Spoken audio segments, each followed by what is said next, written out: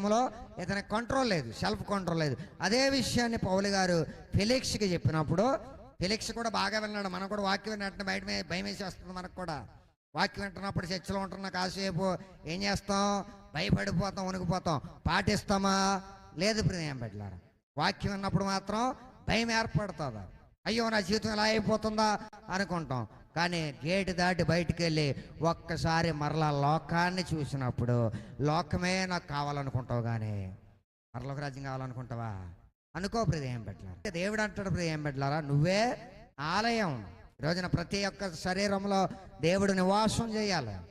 అలా నివాసం చేస్తున్నాడా లేదా అని ఎప్పుడు అర్థమవుతుందంటే, లోకంలోకి వెళ్ళినా కూడా దేవుని గురించి ఆలోచన చేస్తుంటే, వాక్యాలను గురించి ప్రస్తావిస్తుంటే, పరసంబంధమైన వాటిని గురించి ఎక్కువగా ఆలోచన చేస్తుంటే, లోక విషయాలు ప్రతి దానిని కూడా అనుక్షణం పరిశీలన చేస్తూ ఉంటే